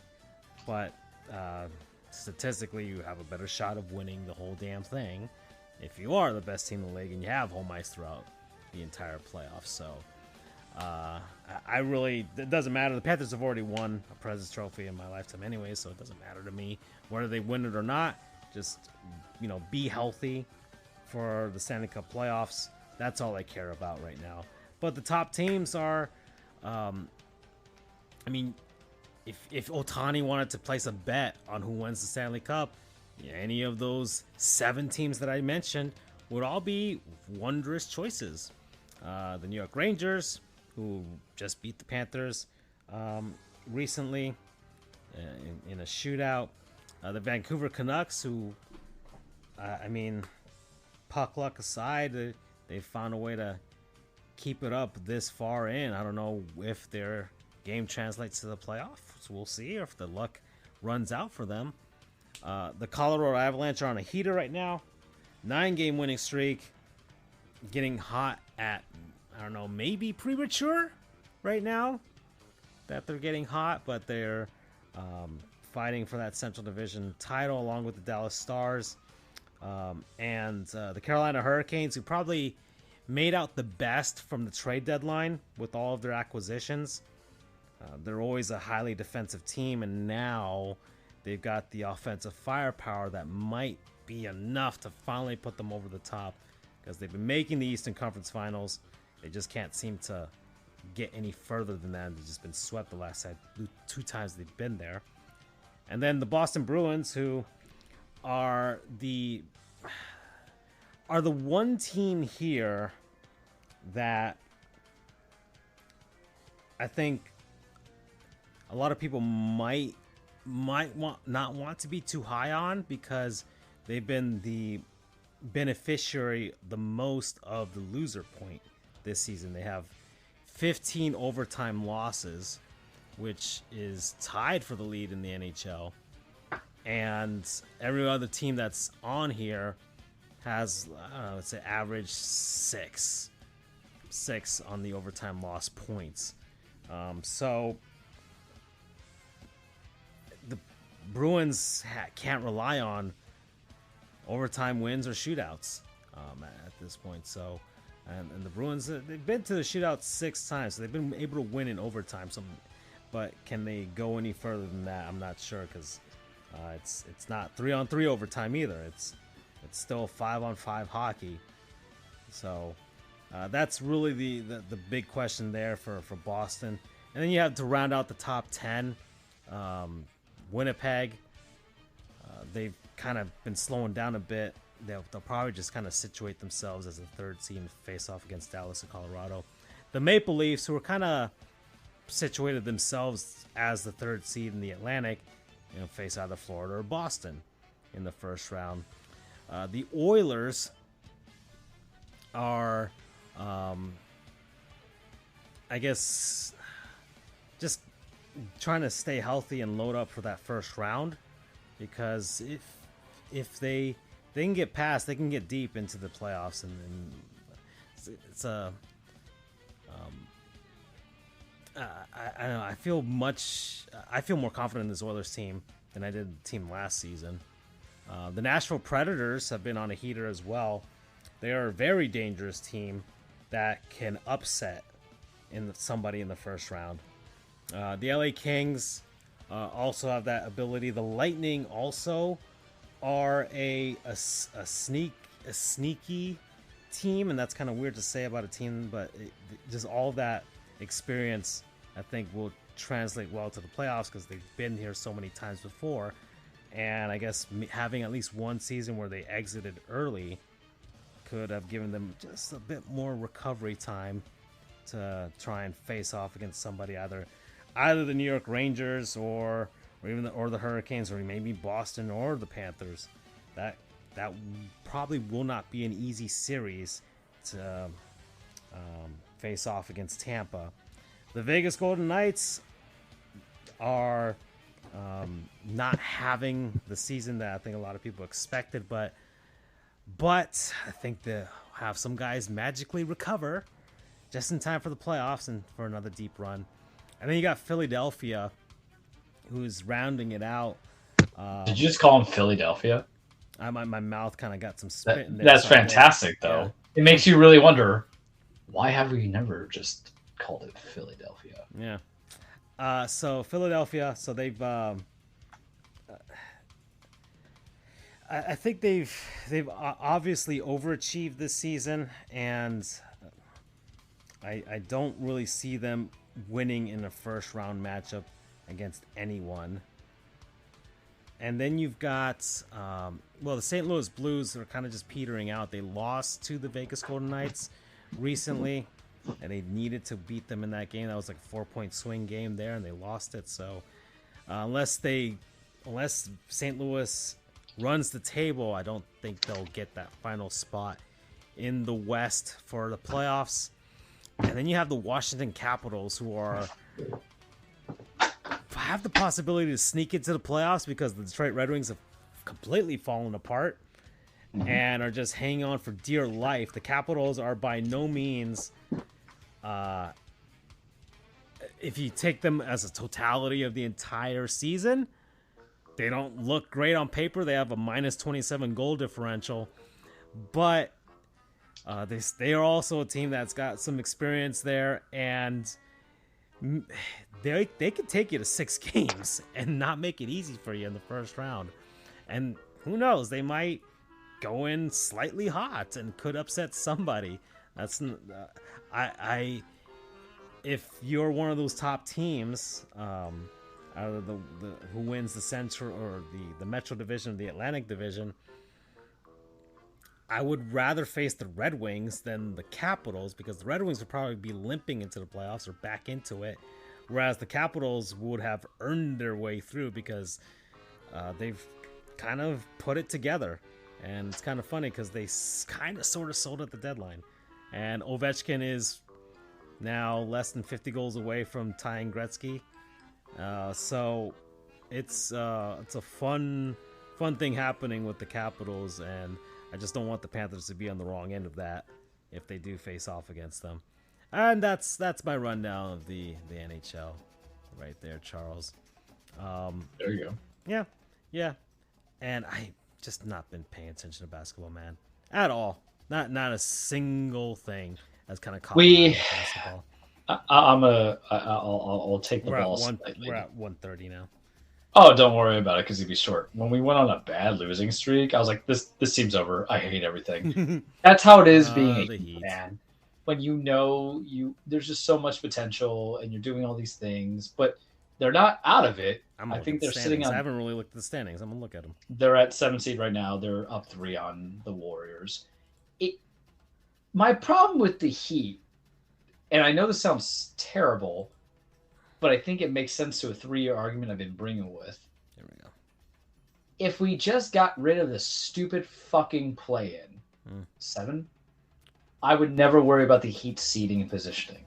But all it takes is one bad game, because we're always injured because we're on our 34th starting lineup, that you always have that anxiety of, if we got 2 bad games that happen, we would get eliminated and no one would shut the hell up about it, because it goes without fail that in the NBA, the Miami Heat are always the team people want to see lose.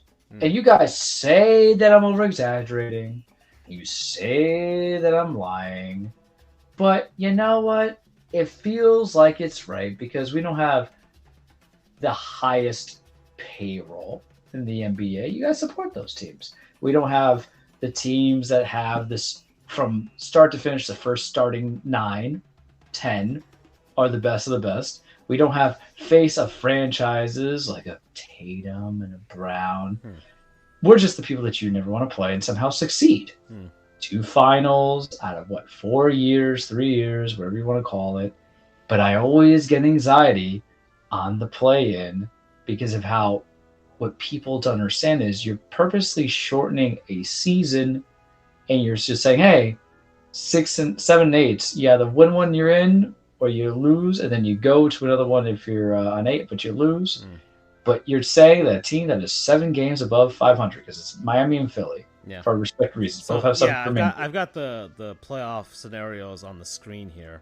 The fact that the playoffs has to open up a spot for a 34 and 38 Bulls in the season of today, or a 32 and 39 Falcons, is the reason why I hate the play-in, because it is not without question that we could possibly lose those games, because it's just the war of attrition.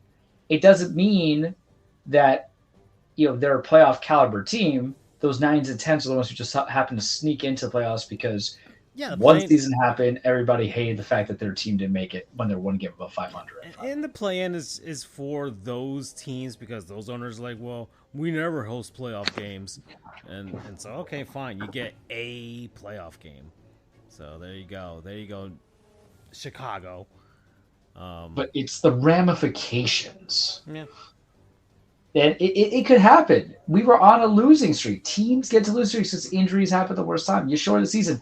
Wasn't the play-in season supposed to fix all this nonsense?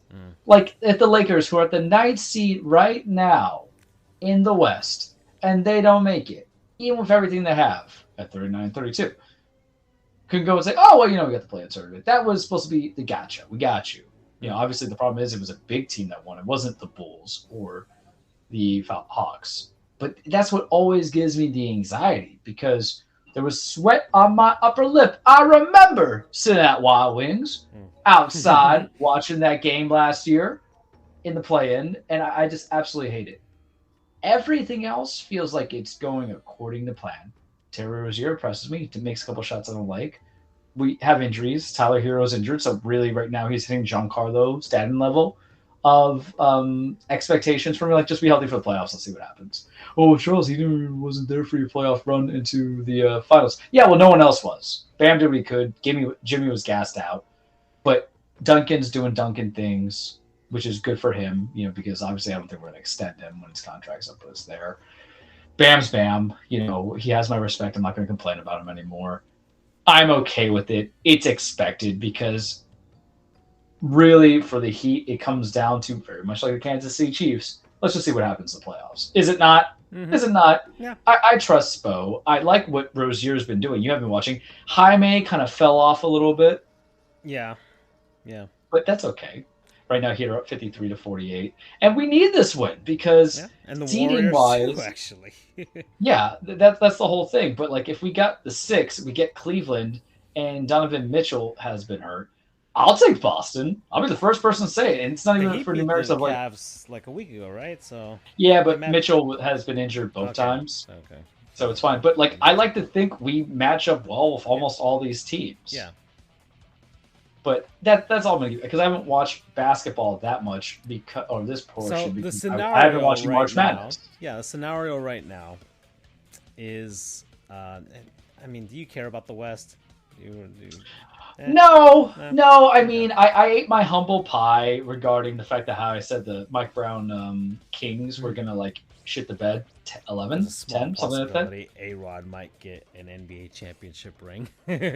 Right. But it feels like it's balanced because now Denver's back at 1, OKC, all that stuff. The West is interesting just because you're kind of scratching your head. When did OKC get there? When did Minnesota really get there? Yeah, the Pelicans are there. Yeah. The West will interest me in the playoffs. Taking for a long time and have finally been able to reap what they've sown for once. Yeah. And that's kind of interesting. Yeah, so you got them, New Orleans. They play too damn late, Minnesota, man. Sacramento, KC, like all these teams that just perpetually been tanking and getting all these draft picks, and somehow they finally put it together. And then you have like the other teams. I mean, and the Clippers are kind of there. And then you've got the other, like the teams you expected to be up there, which is Golden State, LA, Phoenix, and Dallas, and they're all playing teams, which is it's like the opposite of everything that was supposed to happen is happening. Yeah, well, I mean, from the Dallas Golden State come through is basically injuries and old age. That's how you just define it. I mean, Phoenix, I don't even know if their big three has even played together with Beal, Booker, and Durant, if they've played like multiple games together. But like Denver, once again, is number one, as it should be when you're like rating defending champion. OKC, they built it. I'm just surprised how good it is, but they built it. Excuse me, sorry. Mini, fantastic. It's Anthony Edwards' team, not KAT. Just saying. New Orleans, that's the biggest surprise because like I can't name you anybody on that team. I know like Brandon Ingram just like for his knee. Well, that's the whole thing. Like Zion and the guy that was in Porto, CJ McCollum, and then LA, I know who's on there because I am like a Russ Westbrook dick rider 13 because I don't think people realize how impressive what I saw when he went on that 3 years straight triple-double thing. It's amazing because we're so spoiled sometimes in this new generation where I'm like, being a basketball fan in the young age, I'm like, this man just unilaterally just took it and single-handedly just took it. Yeah. And I love the petty. And good on Tyronn Lue because he has some older guys in the Kawhis and the Paul Georges and now the Hardens and the Russes. I'm like, dude, you're doing something. And Sacramento, I don't watch enough about it. I know who's supposed to be good there, but this is my opinion on the West. I will definitely watch those damn games when it's playoff time. I'll take my caffeine and we'll be ready. The East, I'm invested in because it's the conference the Heat play, and I kind of hate certain teams in that conference. So we'll go down here. So Boston's number one. Yeah, sure, whatever. And I'm seeing the playoffs. And there is a scenario where the Heat lose to the Sixers. Let's say if things end up the way they do, they lose to the Sixers and end up in the second play-in game and win that one like they did last season, and then face off against Boston in the first round, right? Yeah, I think the matchups are favorable. Yeah, and then you've so that's that matchup, and you could potentially have the Eastern Conference Final being played in the first round. Yeah, which I think would bode well if the Heat were able to win that and go forward from there. But you've got that. You've got New York versus Orlando, and we might actually get Andrew to be forced to watch playoff basketball. That'd be fun. That's not a match or matchup or like teams that you show people. Let's give Andrew some Orlando Magic, some 90s hip hop, and see. Because this is going to be Andrew if he watches it. He's like, so the Magic are putting people to rest on the bench, but New York isn't. Why? And this is our explanation. This is a Tom Thibodeau-led team. And that's all. And we have to somehow explain to this man. Like, you know Usain Bolt's meniscus? Yeah. Imagine that, like 50 years fast forward in less than a season. Then we, Cleveland and Indiana. And then... And then like the other scenario for the sorry, go ahead. No, I just said two very milquetoast teams. Yeah, milquetoast teams that the Cavs with Donovan Mitchell at least are slightly sexier. And our boy Jared Allen. Our boy Jared Allen, who there hasn't been a Zelda game popped out yet, and I don't know what he's playing on the Switch right now. I don't know if he's in the same dilemma that we're in. We're in the final year of this thing. And we're just trying to find things that'll kind of round out the library. Oh, you know what? We got to talk about the great heist after the great heist, yeah. So, we're at 140. And again, the other scenario, which the Heat could be in, facing off against Milwaukee again in the first round.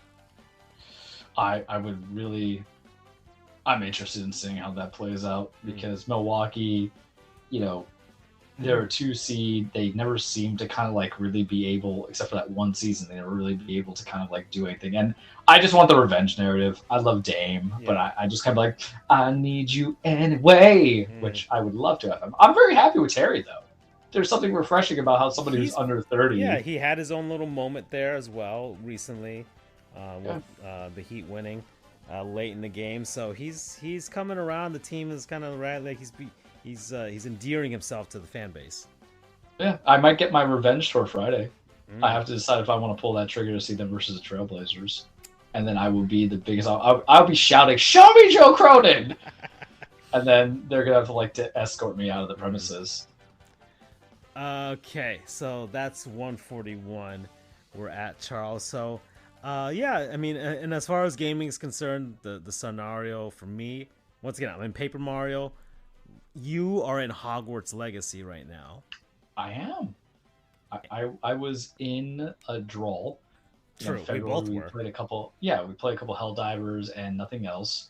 And I had Hogwarts like a year. I bought it not a year ago, but like what, 6 months ago, something like that. Because that's what I do. I just buy with gift cards and stuff like that. Now I'm a peasant on one aspect because for purpose and reasons that will make a lot of sense. I like it. I'm like 31 hours into it. I do like Harry Potter.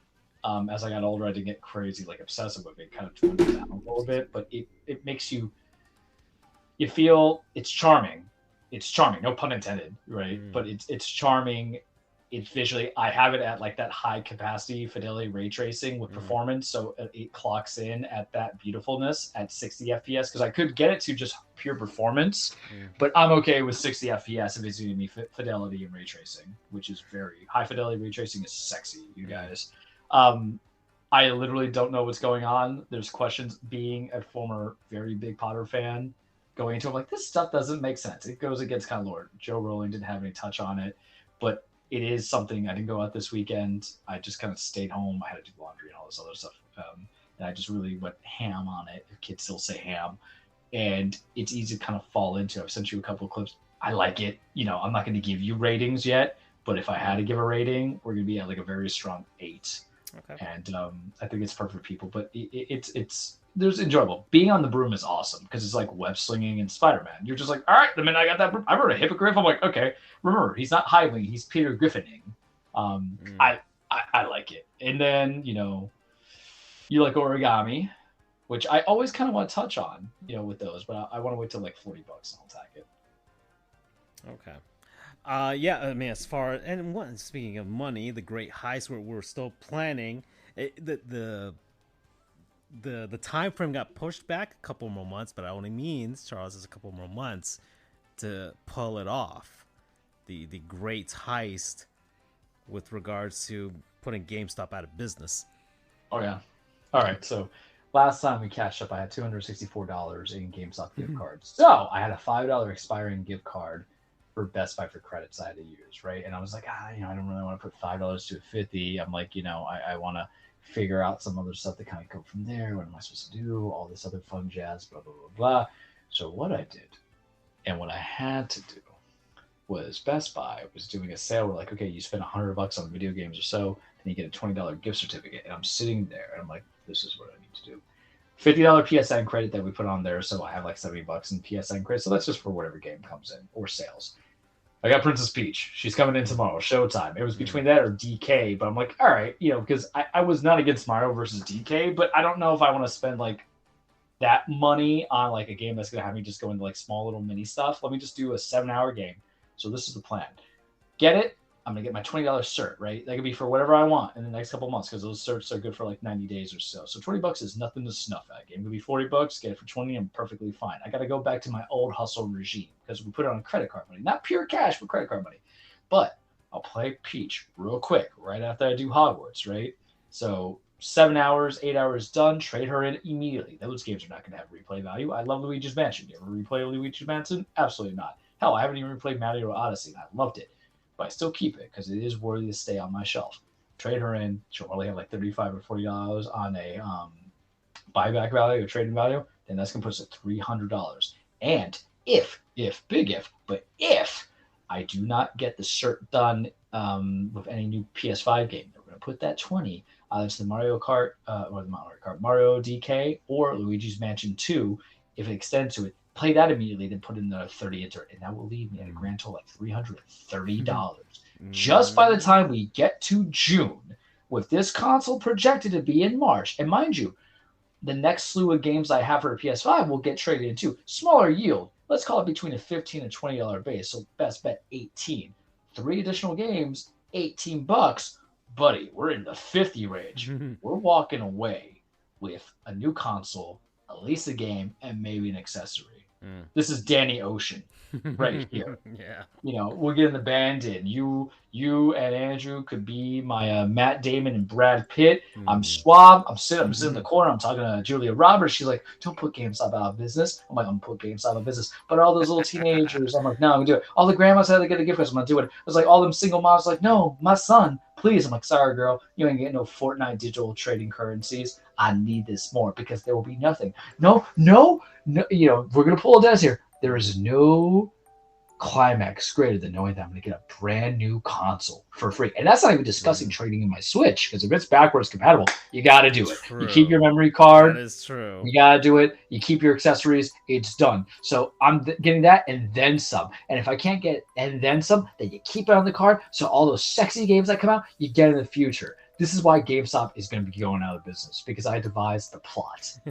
I wrote it out. I had a plan, man. Yeah. This ain't George Lucas where we make it up as we go. What I'm giving you guys, this ain't even, Francis Ford Coppola kind of stuff. What I'm doing right here is leading you on to I'm Kevin Feige or whatever his name is kind of stuff right here. We're leading you to Avengers Endgame. And all the sacrifices, but Thanos will be defeated, and everything will be okay. Excellent. Okay, so we're at 148, Charles. Let's head on over to Cage and wrap up this show. All right, welcome everybody to your weekly Truplex at Cage with Charles. Reminder, disclaimer: wrestling is not fake. It's scripted. It's a stage fight. It's a song and dance. It's men and women being holy hell of each other, chasing championships, establishing legacies. Just there for giving myself a good old time as I watch. It's WrestleMania season. I've not caught up on some WrestleMania matches. We're going to push WWE to be next week. There's only like 2 things that come out there. We'll make it more of an AEW focused show, but really it'll be kind of like my review of Dynamite and my appreciation of AEW.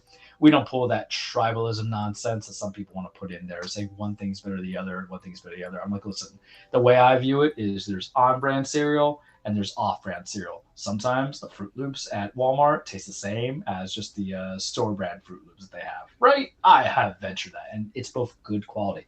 Whether or not I can have cereal with this supposed allergy, we don't know. We'll never know. We'll see. I'm going to have cereal for dinner tonight. It's going to feel like the safe bet.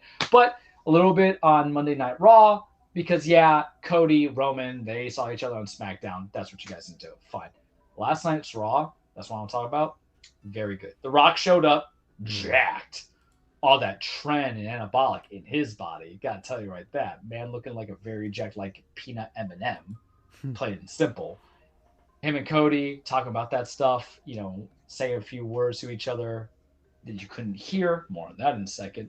Then you had some damn good matches that went on. Ricochet and JD McDonough, fantastic. There was a Canadian destroyer out of nowhere on a lock grip. I was like, what the hell? On a wrist lock? I'm like, what is this nonsense? Oh, Bronson Reed versus Sami Zayn. They'll bring up that whole build for him versus Gunther. We're going to have that show next week. We'll talk about it. That's fine.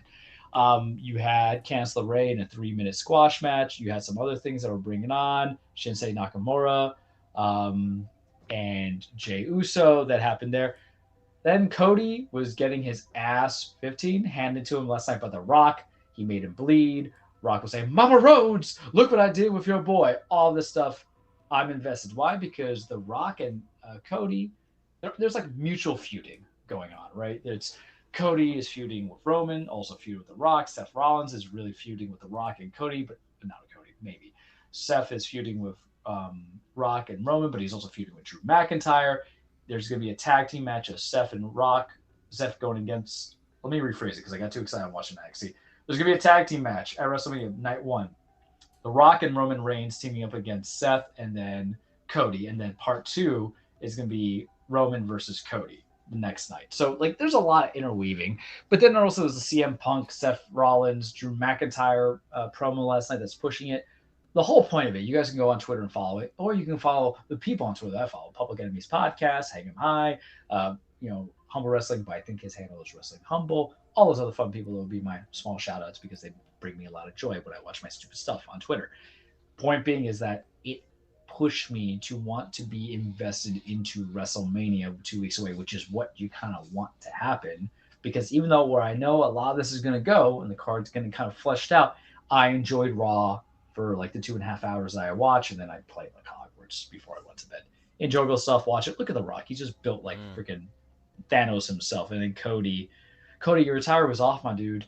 You had a checkered vest, a blue-white striped shirt under the vest, and then you had a floral pattern tie. From the outside, it looked great on the camera, but as someone who has to dress professionally all the time, you do you, boo-boo. And I was kind of like annoyed. I texted Derek, like, and, it's just weird, but there's good feuds they're building into it. Let's talk about AEW and what they're doing now. I'm not going to go into stuff that's going on with TNA and all this other fun jazz, but AEW, last week's Dynamite, it was really good, man. I enjoyed it. They had a couple of matches there, and they also had some like, I don't want to say reveals, but, people who signed on that we had to expect. I'm just trying to get the full card. I have watched Eddie Kingston versus Kazuchika Okada, who was a big signee who came from, New Japan. He beat Eddie Kingston for the Continental Classic. You had Edge and Christian in the I Quit match that I didn't watch because it was getting it was set out too long. So I was like, all right, I was going to go do something else. But I watched the highlights of it, and I thought that was good. Yeah, Mercedes Moné, Sasha Banks, formerly known as Sasha Banks, show up, do her thing. She had been in Big Business a week prior. They're building some storylines in there. I was just enjoying it, man. Like, you really, I didn't really care too much about Chris Jericho versus Hook, but you appreciate, I think, that you're getting it on free television instead of having to pay for it. And even though I've been somewhat satisfied on the pay-per-view matches I have paid for, I'm just enjoying go from there. They're going to build to AEW Dynasty, which is their other pay-per-view in April, which I think is 2 weeks from now, which is all very like headache-inducing for Charles. 'Cause I'm like, well, I'm not excited for certain matches, but like I am to a degree. But it's good television, so it's my way of saying, hey, I've been focused on it. They're building the story. I don't know what the hell they're doing with the Undisputed Kingdom. It's not a story I like. But Samoa Joe, Swerve Strickland, are we getting it? Are we going to crown Swerve at Dynasty and have Hangman come back and then continue that feud, even though I think it needs a break? It's good times to be a wrestling fan when it's not dogged down by the whole devil storyline that we're doing with MJF and Adam Cole.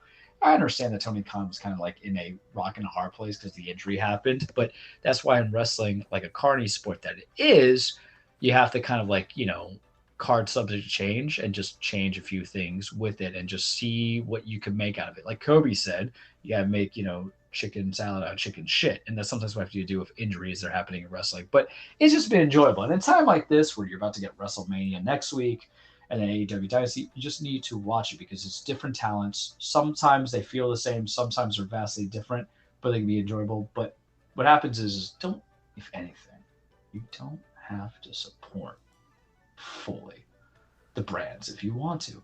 What you should do is support the wrestlers, whether they're going to AEW or WWE or going back and forth or going to Impact or going elsewhere. There's some damn good, enjoyable stuff there. And I would encourage people just go on the Twitter, see what's happening, and then just build from it. But we like it. It's good. There's still too many championships, though, man. And I need them to kind of condense that because you have the AEW World Championship, currently held by Samoa Joe, Continental Classic Crown Championship thing by Kazuchika Okada. Roddy Strong is the international champion, but I don't know what's going on there. You have the tag titles. You have, which are currently held by, oh man, did my brain just fog up? Oh, there's a vacancy because Sting and Darby had it, and then Sting retired, so they put it vacant, so they're gonna have a tournament on it that crowns that dynasty. Then you have the trios titles by the Acclaim, who are now feuding with Bullet Club Gold, and it's like, fine, we'll see what happens. But Bullet Club Gold with Jay White and then Austin and Colton Gunn are also the Ring of Honor 6-man tag team champs, because remember, Ring of Honor AEW under Sam Umbrella, so we'll see how that's gonna like bleed in between. Then you have the women's champion, which is Toni Storm. And then you have the TBS champion, who is Julia Hart. Man, it's a mouthful of stuff that you got to say. It just kind of gets you. And the question you have to ask is, how do you build stories outside of titles? We've talked about it before. It's been like your education. and I haven't got into the investment of it, but I think it's a good kind of reset because I feel like the product's a little bit more. I don't want to be mean when I say this, more to my watching and viewership now that they've kind of changed certain champions, like when they went from putting the title off of MJF onto Samoa Joe. I'm more inclined to want to watch it. The Edge and Christian stuff, so I'll go on this one. I don't. Christian having the TNT title worked for certain things of the storyline. Adam Copeland, who was formerly Edge, who was revered big time in WWE, WWF, getting the title doesn't do it for me. And the problem is because I think I'm always going to view the guy as a main event spectacle. And there is a hierarchy of cards, no matter, even though Tony Khan propels the belief that any title is important, it is, but cards is structure. Card is, it's brilliance. It's how you help make certain things aside and what's the big money, the low money, anything like that. I think sometimes how they build it is more or less like boxing, where heavyweight title, middleweight title, welterweight title, light heavies, and light titles, they can outshine because sometimes the division is what's better, if that makes sense. I know you don't follow boxing like that, but you know who your Mike Tysons are, but then you also know who your Canelo Alvarez's are, coming into it, because you can have this whole thing. I think in wrestling, it's easier for me to kind of like put the hierarchy because you climb up to get the main world title, right? Or the main women's championship. You can have champions who define mid-card titles, but it's easier to call it mid-card titles because you got people who move better merch in the mid-card and everything of that nature, fine. But Edge, or Copeland, who's a main event spectacle, really just been feuding with, anything related to Christian. Now he's got the TNT title, which I call a mid-card title.